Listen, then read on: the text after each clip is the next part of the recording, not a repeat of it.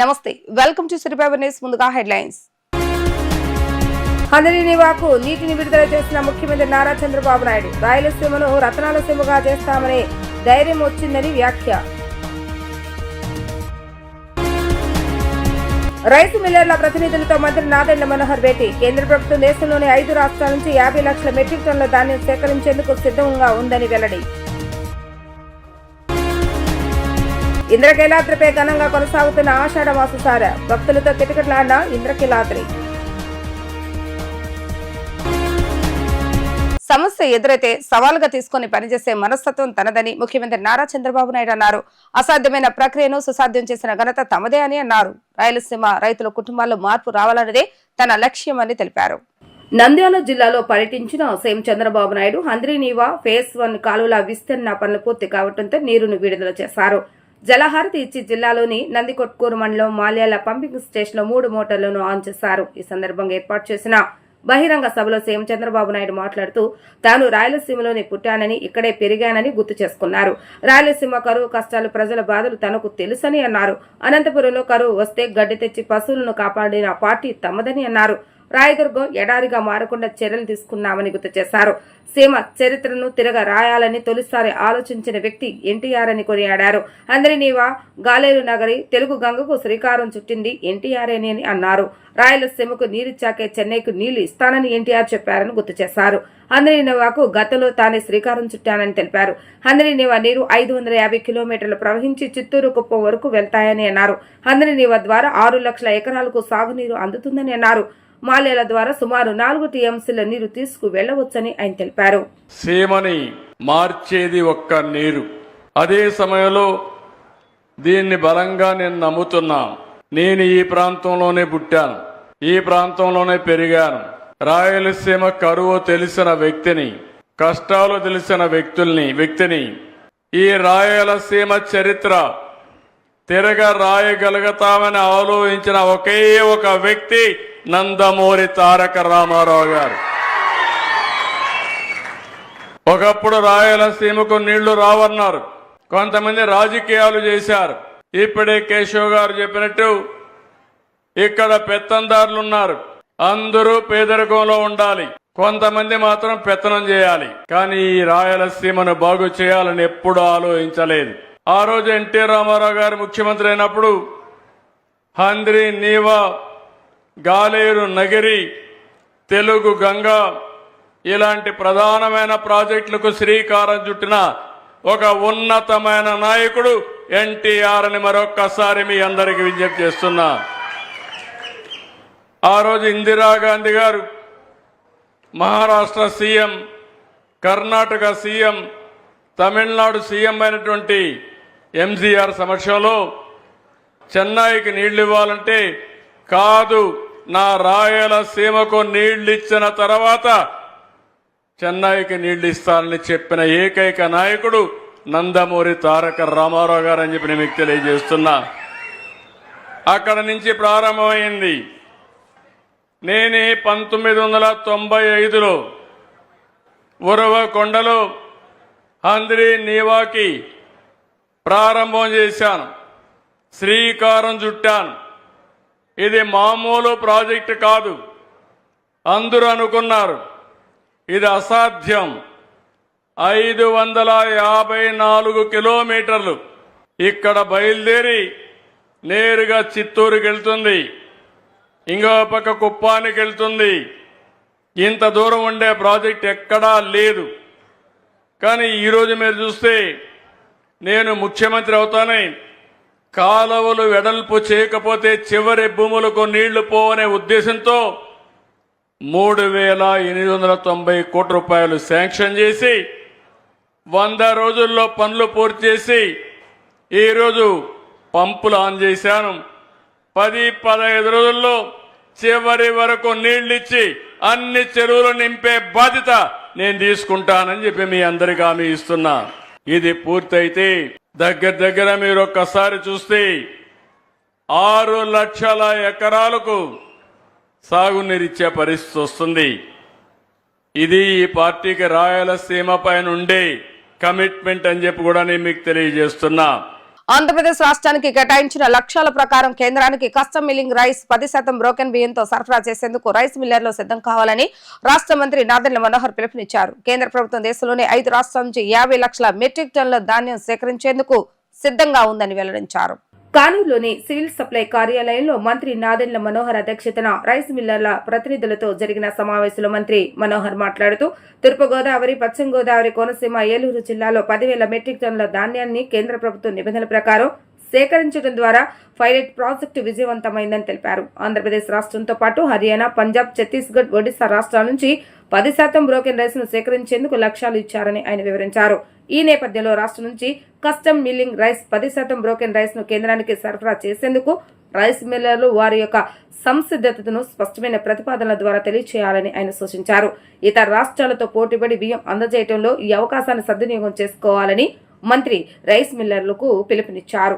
సంబంధిత రైస్ మిల్లర్లు కేంద్ర ప్రభుత్వ నిబంధనలను అనుసరించి సరఫరా చేయాల్సిన సీఎంఆర్ బియ్యంలో బ్రోకెన్ శాతం 10% మించకుండా చూసుకోవాలని అన్నారు.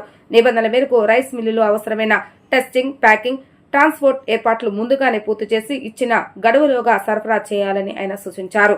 నాణ్యమైన బియ్యాన్ని కేంద్రానికి సమయానికి అందజేయటం వల్ల రాష్ట్రానికి మంచి పేరు వస్తుందని, బ్రాండ్ ఆంధ్రప్రదేశ్ పేరు నిలబెట్టేలాగా అందరూ కలిసికట్టుగా పనిచేయాలని ఆయన అన్నారు. ఇంద్రకీలాద్రిపై వేంచేసి ఉన్న శ్రీ కనకదుర్గమ్మ తల్లికి ఆషాఢ సారి సమర్పణలు కొనసాగుతున్నాయి. భక్తులు విశేష సంఖ్యలో తరలి రావడంతో ఇంద్రకీలాద్రి కిటకిటలాడుతుంది. భక్తుల రద్దీ దృష్ట్యా దేవస్థానం అధికారులు ప్రత్యేక ఏర్పాట్లు చేశారు. దుర్గమ్మకు ఆషాఢ సార సమర్పించేందుకు భక్తులు వెలుగులాగా తరలి వస్తున్నారు. రాష్ట్ర నలుమూల నుంచే కాక పొరుగు రాష్ట్రాల నుంచి సైతం తరలి వస్తున్న భక్తులతో ఇంద్రకీలాద్రి కలకల్లాడుతుంది. సుదూర ప్రాంతాల నుంచి తరలి వస్తున్న భక్తులు అమ్మవారిని దర్శించుకుని 6వ అంతస్తులు ఉన్న ఉత్సవమూర్తి వద్ద ఆషాఢ సారెను భక్తి ప్రవర్తనలతో సమర్పిస్తున్నారు. భక్తుల రద్దీ దృష్ట్యా దేవస్థాన యువ సేనా నాయక ఆధ్వర్యంలో భక్తులకు ఎలాంటి అసౌకర్యం కలగకుండా మహామండపం వద్ద ప్రత్యేక ఏర్పాట్లు చేశారు. భక్తులకు సులభతరంగా అమ్మవారి దర్శనం జరగాలని సిబ్బందికి సూచించారు. ఉచిత ప్రసాదం భక్తులకు సక్రమంగా అందుతున్నది లేనిది పరిశీలించారు. ఆషాఢ మాసంలో అమ్మవారికి పవిత్ర సార సమర్పించడం వలన సకల కోరికలు నెరవేరుతాయని వేద పండితులు తెలిపారు. రోజు రోజుకి పెరుగుతున్న సైబర్ క్రైమ్ ను అరికట్టేందుకు చర్యలు చేపడుతున్నామని హోంమంత్రి వంగలపూడి అనిత తెలిపారు. కానిస్టేబుల్ నుంచి ఉన్నతాధికారుల వరకు సైబర్ క్రైమ్ లో ప్రత్యేక శిక్షణ పొందాలని ఆమె సూచించారు. కృష్ణా జిల్లా ఎస్పీ ఆర్ గంగాధరరావు ఆధ్వర్యంలో మచిలీపట్నం కారాగృహం వద్ద నూతన జిల్లా పోలీస్ శిక్షణ కేంద్ర నిర్మాణ శంకుస్థాపన జరిగింది.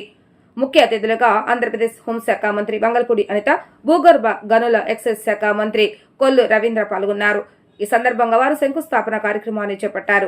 ఈ సందర్భంగా వారు మాట్లాడుతూ సైబర్ క్రైమ్ ఇప్పుడు విపరీతంగా పెరిగిపోయిందని అన్నారు. సైబర్ నేరాలను అరికట్టే విధంగా చర్యలు తీసుకోవాలని అన్నారు. ఇందుకోసం ప్రతి జిల్లా శిక్షణ కేంద్రాల్లో కానిస్టేబుల్ నుండి ఉన్నతాధికారుల వరకు సైబర్ నేరాలపై ప్రత్యేక శిక్షణ ఇచ్చేందుకు చర్యలు తీసుకోవాలని తెలిపారు. సైబర్ నేరం జరిగినప్పుడు గోల్డెన్ టైంలో పోలీసులకు సమాచారం ఇస్తే దాన్ని అరికట్టవచ్చని ఈ సందర్భంగా హోంమంత్రి తెలియజేశారు. డిస్ట్రిక్ట్ పోలీస్ ట్రైనింగ్ సెంటర్ ఈరోజు ఫౌండేషన్ స్టోన్ వేయడానికి గౌరవ మంత్రి గారు, అదేవిధంగా గౌరవ ఎమ్మెల్యేలు, గౌరవ విప్ గారు అందరూ కూడా ఇక్కడికి రావడం జరిగింది.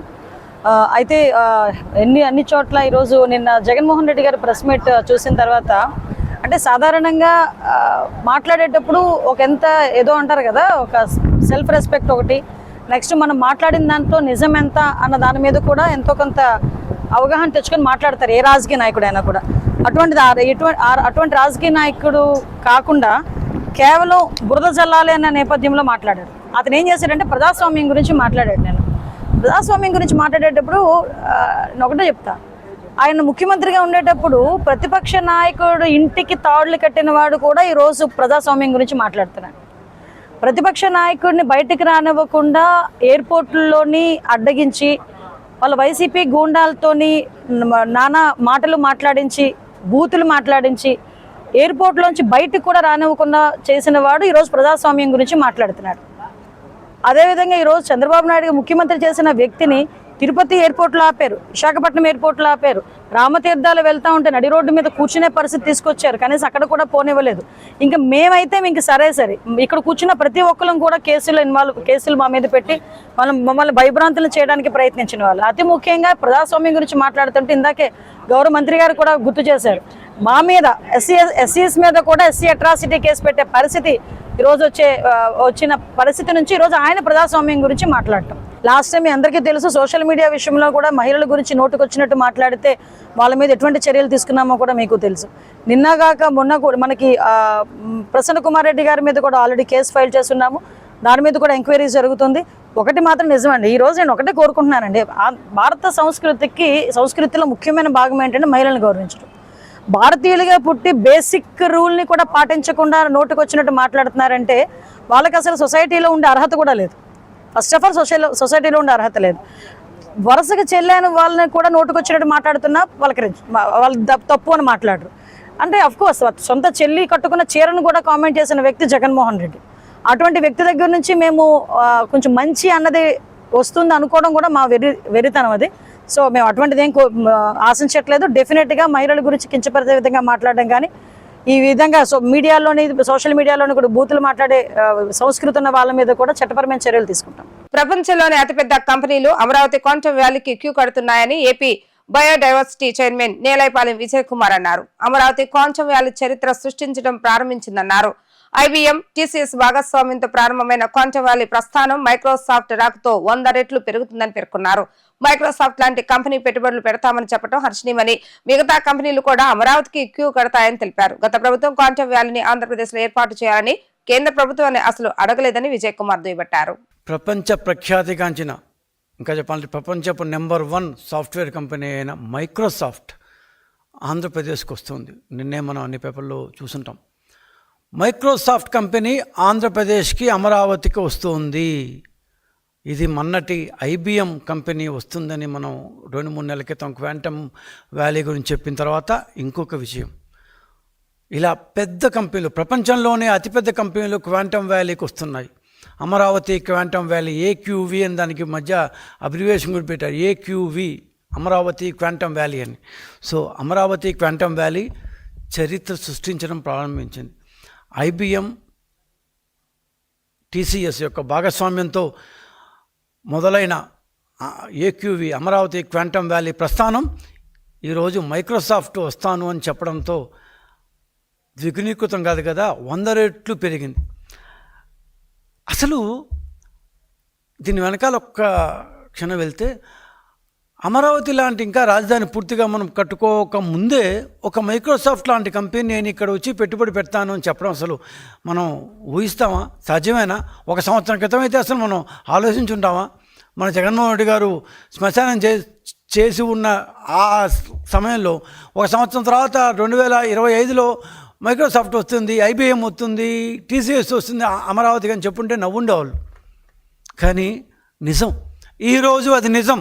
ఈరోజు ఖచ్చితంగా మైక్రోసాఫ్ట్ లాంటి కంపెనీ అమరావతికి వస్తుందంటే మిగతా కంపెనీలు క్యూ కడతాయి. ఇది మనం హైదరాబాద్లో చూసిన నిజం, కొత్త ఏం కాదు ఇది. ఎలా అయితే మైక్రోసాఫ్ట్ వచ్చిందో ఆ వెనకాల ఎన్ని సాఫ్ట్వేర్ కంపెనీలు వచ్చాయో మనందరికీ తెలుసు. సెంట్రల్ గవర్నమెంటు ఒక క్వాంటమ్ కంప్యూటింగ్ మిషన్ అనేది ఏర్పరచాలి అని డెసిషన్ తీసుకొని దానికి ఒక మిషన్ పెట్టి దానికి ఒక 6,000 కోట్ల రూపాయలు నిధి ఇచ్చి భారతదేశంలో ప్రఖ్యాత రీసెర్చ్ సంస్థలకు ఈ నిధులు ఇవ్వాలి అని ఆలోచించినప్పుడు నమ్మండి, ఆంధ్రప్రదేశ్ సోదిలో కూడా లేదు, కనీసం ఎక్కడా లేదు, కనీసం డిస్కషన్లో కూడా ఆంధ్రప్రదేశ్ అనేది లేదు. అలాంటి ఆంధ్రప్రదేశ్ ఈరోజు క్వాంటమ్ వ్యాలీలో భారతదేశంలోని పలు నగరాలకు పోటీ కాదు కదా, భయం ఇస్తోంది, యుద్ధం చేస్తోంది. కారంచేడులో వెనుకబడిన వర్గాలపై దాడి జరిగి 40 సంవత్సరాలు గడిచిన సందర్భంగా నాడు మరణించిన అమరవీరులకు నివాళులర్పిస్తున్నామని ఏపీ MRPS రాష్ట్ర అధ్యక్షులు పేరుపోగు వెంకటేశ్వర మాదిగ అన్నారు. వెనుకబడిన వర్గాలపై దాడులు అరికట్టేందుకు SC/ST చట్టాన్ని కఠినంగా అమలు చేయాలని జాతీయ SC కమిషన్ సభ్యులకు వినతి పత్రాన్ని అందజేస్తున్నామన్నారు. నగరంలోని ప్రెస్ క్లబ్ లో MRPS ఆధ్వర్యంలో SC రిజర్వేషన్ పై కారంచేడులో జరిగిన అమరవీరులకు నివాళులు అర్పిస్తూ రౌండ్ టేబుల్ సమావేశాన్ని నిర్వహించారు. ఈ సమావేశానికి రాష్ట్రంలోని దళిత సంఘాల నాయకులు పాల్గొన్నారు. రాష్ట్రంలో అధికారంలో ఉన్న కూటమి ప్రభుత్వం SC రిజర్వేషన్ అమలు చేయాలని డిమాండ్ చేస్తూ తీర్మానం చేశారు. ఈ సందర్భంగా MRPS నేత వెంకటేశ్వర మాట్లాడుతూ ఎన్నికల సమయంలో ముఖ్యమంత్రి నారా చంద్రబాబు నాయుడు అధికారంలోకి వచ్చిన వెంటనే SC వర్గీకరణ చేసి తీరుతామని ఇచ్చిన హామీని అమలు చేసేందుకు రాష్ట్ర ప్రభుత్వానికి ధన్యవాదాలు తెలుపుతున్నామని అన్నారు. 30 ఏళ్ల సుదీర్ఘ పోరాటం అనంతరం సుప్రీంకోర్టు SC వర్గీకరణపై సానుకూలంగా తీర్పు ఇచ్చిన సందర్భంగా త్వరలో నిర్వహించనున్న మాదిగల మహోద్యమం సభ యొక్క సన్నాహక సమావేశాన్ని నేడు నిర్వహించనున్నామని అన్నారు. SC వర్గీకరణలో మాల మాదిగలకు సమానమైనటువంటి న్యాయం చేయాలని ముఖ్యమంత్రిని కోరుతున్నామని అన్నారు. జులై 17 కారంచేడులో మాదిగపల్లె మీద జరిగిన దాడి ఏదైతే ఉందో ఆ దాడి ఘటన పురస్కరించుకొని 40 ఏళ్ళు అయిన సందర్భంగా మాదిగ అమరులకు నివాళులర్పిస్తూ ఈ ఘటన 40 ఏళ్ళు గడిచిన సందర్భంగా మాదిగ అమరులకు నివాళులు అర్పిస్తూ ఈ సందర్భంగా మేము ఒక సమావేశం కూడా నిర్వహిస్తున్నాం. వాళ్ళకి ఘనమైన నివాళులు అర్పిస్తూ ఈ దేశంలో మరి ముఖ్యంగా ఈ రాష్ట్రంలో ఎస్సీ ఎస్టీ అట్రాసిటీ చట్టాన్ని సక్రమంగా అమలు చేయాలని నేషనల్ ఎస్సీ కమిషన్ మెంబర్ని కలిసి ఒక వినతి పత్రం ఇవ్వటం అనేది కూడా ఈ 2-3 రోజుల కాలంలోనే జరిగింది. ఎస్సీ ఎస్టీ అట్రాసిటీ చట్టం నిజంగా బాధితులకి న్యాయం జరగాలంటే ఇవాళ దాడి చేసినటువంటి వాళ్ళని వివక్షత చూపుతున్నటువంటి వాళ్ళపైన ఖచ్చితంగా నాన్ బెయిలబుల్ కింద వాళ్ళని అరెస్ట్ చేసి ఆ యాక్ట్ని సక్రమంగా అమలు చేసినప్పుడే ఆ బాధితులకు న్యాయం జరిగినట్లు అవుతుందని ఎస్సీ కమిషన్ మెంబర్కి ఈ సందర్భంగా మేము ఒక వినతి పత్రం కూడా ఇవ్వటం అనేది జరిగింది. అది ఒకటే కాదు, ఈరోజు ఈ సమావేశం యొక్క ముఖ్య ఉద్దేశం ఆంధ్రప్రదేశ్లో 1994లో ఎంఆర్పిఎస్ ఉద్యమం ప్రారంభించబడి ఆంధ్ర తెలంగాణ రాష్ట్రాలలో ఇప్పుడు విడగొట్టబడిన ఈ డిమాండ్ మీద ఉమ్మడిగా పోరాటం చేసి సాధించుకునే దశగా వచ్చినప్పుడు 2024 ఆగస్టు 1న సుప్రీంకోర్టు న్యాయ ధర్మాసనం ఎస్సీలను ఏబిసిడి గ్రూపులుగా వర్గీకరించాలని సుప్రీంకోర్టు ఎప్పుడైతే చంద్రచూడ్ గారి నేతృత్వంలో తీర్పునిచ్చిందో ఆ తీర్పుని మేము అభినందిస్తూ స్వాగతిస్తూ రాష్ట్ర వ్యాప్తంగా కూడాను సుప్రీంకోర్టు న్యాయ ధర్మాసనం 30 ఏళ్ల సుదీర్ఘకాలం పోరాటం తర్వాత ఇచ్చినందుకు మేము వాళ్ళకి ప్రత్యేక ధన్యవాదాలు తెలియజేశాం. అదే సందర్భంలో గౌరవనీయులు ఆంధ్రప్రదేశ్ ముఖ్యమంత్రి వర్యులు నారా చంద్రబాబు నాయుడు గారు ఎస్సీ వర్గీకరణ చేస్తానని ఆయన గతంలో చేసింది నేనే, ఇప్పుడు చేసేది కూడా నేనే చాలా స్పష్టంగా చెప్పారు. ఆయన కూడా మేము కృతజ్ఞతలు చెప్పాం, కృతజ్ఞత యాత్ర నిర్వహించాం, కృతజ్ఞత సభ కూడా ఆంధ్రప్రదేశ్లో నిర్వహించింది మేమేనని కూడా తెలియజేస్తూ ఉన్నాం. అంతేకాదు చంద్రబాబు నాయుడు గారు అధికారంలోకి వచ్చిన తర్వాత మాదిగలకు ఎస్సీ కమిషన్ చైర్మన్ ఇచ్చినందుకు ధన్యవాదాలు చెప్తున్నాం. అదేవిధంగా ఏపీపీఎస్సీలో మాదిగలను సభ్యులుగా చోటు ఇవ్వాలని అడిగిన తర్వాత మరి అనంతపురం జిల్లా జేఎన్టీకి ప్రొఫెసర్ శశిధర్ గారిని నియమించినందుకు కూడా మేము కృతజ్ఞతలు చంద్రబాబు నాయుడు గారికి చెప్పాం. రాష్ట్రంలోని యువతను మాజీ సీఎం జగన్ రెచ్చగొడుతూ వారిని హత్యా రాజకీయాల వైపు ప్రోత్సహిస్తున్నారని సాఫ్ చైర్మన్ రవినాయుడు మండిపడ్డారు. సీఎంగా పనిచేసిన వ్యక్తి యువత భవిష్యత్తును కోరుకోవాలే తప్ప ఈ విధంగా వ్యవహరించడం సిగ్గుచేటని అన్నారు. దీనిపై తల్లిదండ్రులు దృష్టి పెట్టాలని, వారి పిల్లల భవిష్యత్తుపై ఆలోచన చేయాలని సూచించారు. ఇందిరాగాంధీ స్టేడియంలోని తన కార్యాలయంలో ఏర్పాటు చేసిన విలేకరుల సమావేశంలో సాఫ్ చైర్మన్ రవినాయుడు మాట్లాడుతూ జగన్ ఎక్కడ పర్యటన చేసినా బెదిరింపులే తప్ప అభివృద్ధి సంక్షేమం గురించి మాట్లాడిన సందర్భాలు లేవని విమర్శించారు. ప్రజలు చీకొట్టినా మళ్లీ అధికారంలోకి వస్తామని జగన్ పగటి కలలు కంటున్నారని అన్నారు. ప్రజలకు మేలు చేస్తే అధికారంలోకి వస్తారే తప్ప తలలు తీసేస్తాం రఫా అంటూ అధికారంలోకి ఎలా వస్తారు అంటూ ప్రశ్నించారు. గత 20 రోజులుగా జగన్మోహన్ రెడ్డి గారు అండ్ కో బ్యాచ్ రప్ప అంటూ యువతను ఒక రకమైన రెచ్చగొట్టే ధోరణితో ఆయన ప్రత్యక్షంగానే ప్రోత్సహిస్తున్నారు. ఆయన ప్రతిపక్ష నాయకుడు గారు కాదు, కాకపోతే గతంలో ముఖ్యమంత్రిగా పనిచేసిన ఒక నాయకుడు యువత భవిష్యత్తు కోరుకుంటారు కానీ యువతను హత్యా రాజకీయాల వైపు, గంజాయి డ్రగ్స్ వైపు అతని రాజకీయ మనుగడ కోసం జగన్మోహన్ రెడ్డి రాజకీయ మనుగడ కోసం ఈరోజు రాష్ట్రంలో ఉన్న యువతనంతా ఒక అబద్ధతా భావంలోకి తీసుకెళ్లే ప్రయత్నం చేస్తున్నారు. దానికి సంబంధించే ఒక ఆర్గనైజ్డ్ ప్లాన్గా, ఇదేం తెలియకుండా జరిగిందేం కాదు, ఆర్గనైజ్డ్గా సజ్జల రామకృష్ణారెడ్డి జగన్మోహన్ రెడ్డి నేతృత్వంలో ఈ పోస్టర్ల డిజైన్ కాడి నుంచి యువతరం ఈ విధంగా రెచ్చిపోవాలి, పక్కదారి పట్టాలి, ఈ రాష్ట్రంలో ఉన్న యువతంతా కూడా రెచ్చిపోయి అసాంఘిక శక్తులుగా మారే ప్రయత్నానికి నాంది పలికే కార్యక్రమం జగన్మోహన్ రెడ్డి చేస్తున్నాడు. ఆ చోటా మోటా నాయకులకి మేము అడుగుతున్నాం, ఇదే జగన్మోహన్ రెడ్డి అరాచకాలను తట్టుకొని ఈ జగన్మోహన్ రెడ్డిని ఎదిరించి ఈ జగన్మోహన్ రెడ్డికి చెక్ పెట్టి మేము అధికారంలోకి వచ్చాం. ఈ జగన్మోహన్ రెడ్డిని ఈ రాష్ట్రం నుంచి తరిమి కొట్టింది మేము. సిగ్గు శరం లేకుండా సంవత్సరం కాకుండానే ఇప్పుడు మేము వస్తే అంటారు. అసలు మీరు రారయ్యా, రాత్రుల్లో ఏమన్నా పాఠకాలకు అంటున్నారా ఏంటి? మీరు అర్థం కాల. మీరు ఎలా వస్తారు అనుకున్నారు? మీరు తలను నరికితే వస్తారా? రప్పలాడిస్తే వస్తారా? ఎవరైనా ప్రతిపక్షంలో ప్రతిపక్షం లేదు అయినా ప్రతిపక్షమే అనుకున్నాం. ప్రజలకు మంచి చేయాలి. ప్రభుత్వం ఏదన్నా ఉంటే సరిదిద్దే ప్రయత్నం చేయాలి. మంచి చెడుల గురించి ప్రశ్నించాలి. అసెంబ్లీకి వెళ్ళాలి. అసెంబ్లీలోకి వెళ్ళి అధికార పార్టీ చేసిన తప్పిదాలను ప్రశ్నించి ఎండగట్టి ప్రజల పక్షాన నిలబడి, ప్రతిపక్షం అంటే ఏంటి? ప్రజల పక్షాన నిలబడ్డం. ప్రజల పక్షాన నిలబడి ప్రజల పక్షాన ఉండి వాళ్ళ సమస్యల కోసం నిరంతరం పోరాటం చేస్తే మీరు అధికారంలోకి వచ్చే అవకాశం ఉంది. కానీ మేము తలలు నరికేస్తాం, మేము వస్తే ఏం చేస్తాం చూపిస్తాం, డిఎస్పీలు చేతులు నరికేస్తాం, ఎస్పీలను తలలు తీసేస్తాం, ఏంటని మేము కూడా అడుగుతున్నాం. మేము ఈరోజు తల్లిదండ్రులకు కూడా విజ్ఞప్తి చేస్తాం. మీ బిడ్డల్ని ఈ జగన్మోహన్ రెడ్డి బలి పశువులు చేస్తున్నాడు. ఈరోజు ఒక పక్క చంద్రబాబు నాయుడు గారు, లోకేష్ గారు, పవన్ కళ్యాణ్ గారు ఈ రాష్ట్రానికి పరిశ్రమలు రావాలి, పెట్టుబడులు రావాలి, యువతకు ఉద్యోగ ఉపాధికి అవకాశాలు కల్పించాలి, బాగా చదువుకోవాలి, బాగా రాణించాలి, తల్లిదండ్రులు బాగా చూసుకోవాలి, ఈ రాష్ట్రం అభివృద్ధి వైపు నడపాలని చెప్పి ఒక పక్క వాళ్ళు విశ్వ ప్రయత్నం చేస్తుంటే, నేను ముఖ్యమంత్రి కావాలి, నేను ముఖ్యమంత్రి అయ్యేదానికోసం మీరు గంజాయి తాగండి, మద్యం తాగండి, ఆ మత్తులో వీరంగం చేయండి, అరాచకాలు చేయండి, ఆకృత్యాలు చేయండి, అడ్డొచ్చిన వాళ్ళందరినీ కొట్టండి, పోలీసుల మీద దౌర్జన్యం చేయండి అనే పందాలో జగన్మోహన్ రెడ్డి వెళ్తున్నారు. మీరు కూడా గమనించాలి, తల్లిదండ్రులు కూడా. ఇలాంటి వాళ్ళు, ఇలాంటి రాజకీయ నాయకులకి మీ బిడ్డలు ఒత్తాసు పలుకుతుంటే మీరు అలానే చూస్తుంటే రాష్ట్రం అల్లకల్లోలం అయ్యే పరిస్థితి ఉంది. జగన్మోహన్ రెడ్డి కూడా కావాల్సిన అదే. పోలవరం ప్రాజెక్టు ఎత్తు తగ్గించిన పాపం జగన్దేనని, ఇప్పుడు ఏమీ తెలియనట్లు ఈ పేద ఏడుపులు ఏడుస్తున్నారని ఏపీసీసీ అధ్యక్షురాలు షర్మిల ఆగ్రహం వ్యక్తం చేశారు.